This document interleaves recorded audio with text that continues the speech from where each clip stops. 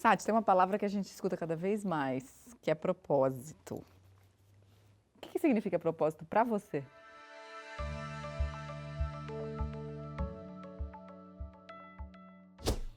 Para mim significa dharma, a tradução mais direta de algo que a gente tem lá em sânscrito.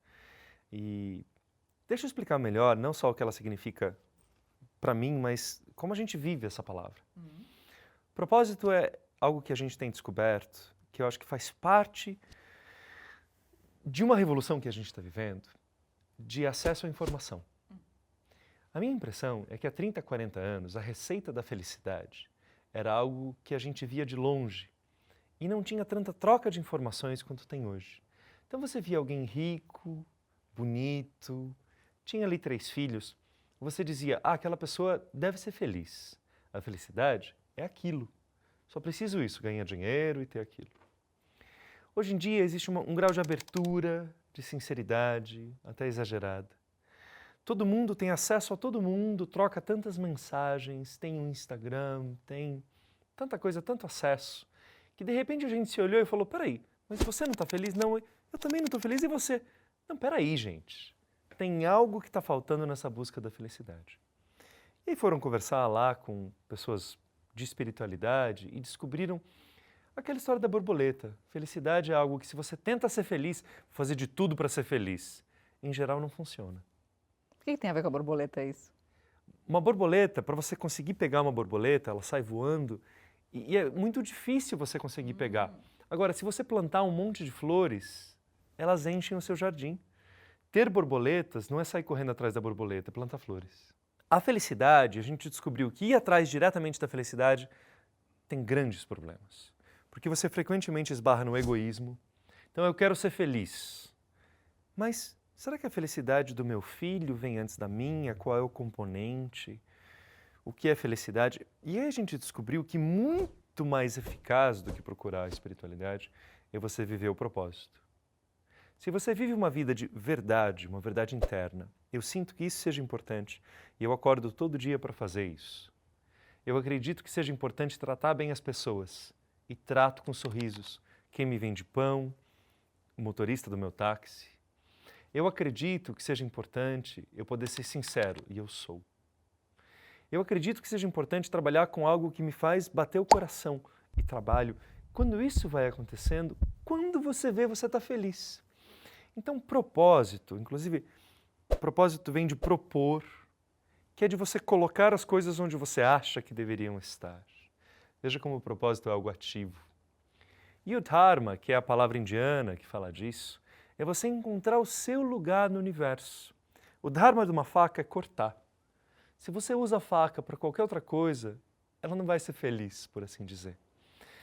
Então é um reconhecimento de que cada pessoa tem um conjunto único de habilidades para ser trazido. E isso tem que ser vibrado, e quanto mais você faz isso vibrar, mais a felicidade vem. Só que eu acho que tem um engano sobre como as pessoas têm falado de propósito, Mari. Por quê? Parece que propósito é você fazer algo muito específico. E propósito não é uma coisa, não é uma voz que as nuvens do céu se abrem e aí vem uma voz e fala assim, o seu propósito é esse, vá. Não é assim. Propósito é um estado de veracidade interior, onde você descobre o que você tem a oferecer para o mundo e aí, vibrando nesse propósito, porque o propósito é uma vibração, você vai indo naquela direção de se afinar cada vez mais com aquela vibração. E começam a aparecer tarefas. As pessoas, Mari, me parecem estarem confundindo as tarefas que nascem do propósito com o propósito em si. Então, se, por exemplo, a pessoa está lá trabalhando num emprego de finanças ou de escritório e fala, meu propósito não é esse, eu preciso largar tudo e cuidar de resgate de animais. Ótimo, muito válido. Mas o resgate dos animais não é o seu propósito. O seu propósito é uma vibração onde você se coloque para ajudar, para servir aqui, ali, esses animais, aqueles animais, criar uma nova relação entre o reino humano e o reino dos animais. Então o propósito não é trabalhar naquela instituição, na Cruz Vermelha, no Instituto Luiz Amel. O propósito é um estado vibratório de maior verdade com quem você é. E aí as tarefas vão aparecendo. E como é que a gente acha esse estado vibratório? Olha, se eu pudesse desejar para todo mundo umas coisas, em vez de dizer bom dia, eu ia falar sinceridade interna. Olá, tudo bem? Sinceridade interna para você. Que você consiga se olhar no que você tem dentro de si e falar, sabe de uma coisa? Eu não sou aquilo que eu estava tentando ser. A maquiagem que eu punha, as mentiras que eu me contava. Joga fora. E a gente não joga fora porque a gente criou essas mentiras na tentativa de sobreviver na sociedade, de ser gostado pelos amigos, de ganhar dinheiro. E a gente fala, se eu não fizer essas mentiras, a casa vai cair, o mundo vai desabar. E não vai. Porque você não pode fazer uma transição maluca. Ou até pode, mas ela tem que ser embasada na alma, ela não pode ser abrupta, não pode ser rápida e destrutiva. Mas ela tem que ser sincera. Quanto mais você vai se perguntando quem eu sou, o que eu vibro. E tem uma pista, gente, é assim, olha. Se você trabalha no seu propósito, você pode trabalhar muitas horas por dia. Você vai terminar esse dia exausto, mas você não termina o dia sugado.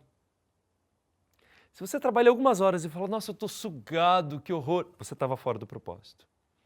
Se você trabalhou, termina assim, cansado, mas cheio de alguma energia estranha que ainda te ilumina o ser, aquilo era o propósito. E você acha que esse propósito ele é único a vida inteira ou ele pode mudar? Ele tende a seguir uma vibração. Então, ele muda, mas você vai se especializando como numa música. Cada um canta, cada um tem uma voz diferente. A sua voz muda ao longo da sua vida. A minha voz também. Mas ela segue um certo caminho. Então, o meu propósito é sempre ligado a ensinar as pessoas sobre a luz que elas têm dentro delas. As tarefas são muitas. Um aplicativo, Vivo Meditação, escrever na Vejinha, conversar com você. Tarefas. Mas o propósito é esse, ensinar sobre a luz interna. E pode ser que um dia isso vá se transformando e a maneira que eu tenha de ensinar as pessoas sobre a luz interna, meu propósito vai mudando e aí eu me torno alguém que, por exemplo, ajuda a organizar uma fazenda para criar um novo monastério. E o meu propósito vai ter saído de luz interna para criar mais monges. Pode ser. Mas no fundo aquilo segue uma continuidade, porque nasce da sua alma. E a sua alma é até mais velha do que você, inclusive, do que essa encarnação. A sua alma tem toda uma continuidade. Você tem certeza disso? Para mim é uma verdade. Eu já tive experiências, meditações, visões das várias vidas que a gente tem. E mesmo que não fosse, quando você tem algo, uma crença, uma ideia religiosa, que para mim é a mais absoluta verdade, mas esse é o filtro que ela tem que passar, Mari. Isso me torna alguém melhor? Se eu no fundo descobri que eu estava enganado, que não tem mais vidas, ainda assim eu usei aquilo que eu acreditava para ser alguém que faz o bem, que faz bem aos outros, que transforma esse mundo num lugar melhor, porque aí se eu tivesse errado, é o melhor tipo de errado, é o errado que fez o bem. Agora, voltando na história do propósito, desse estado vibracional, tem gente que não tem a menor ideia do que é um estado vibracional, que não consegue sentir energia e que está absolutamente perdido na vida e que não consegue achar o propósito. Está todo mundo falando, você tem que encontrar um propósito na tua vida. Como que essa pessoa faz? A maioria das pessoas que estão se sentindo muito mal e apertadas, elas precisam desesperadamente ajudar alguém, ajudar os outros.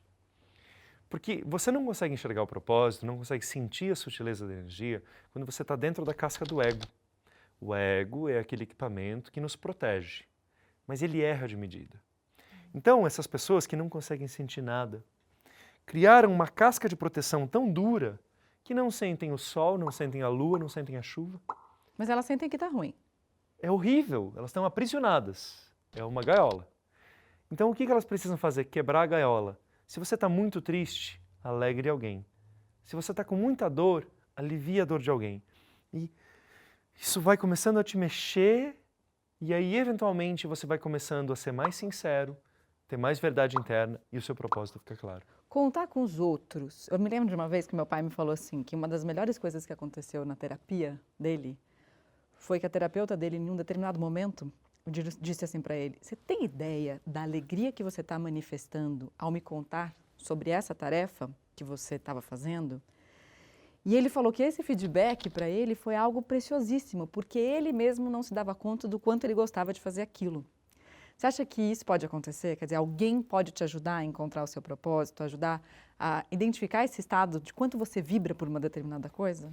Eu acho até que é impossível fazer sozinho, porque a gente tem um mundo dentro da gente.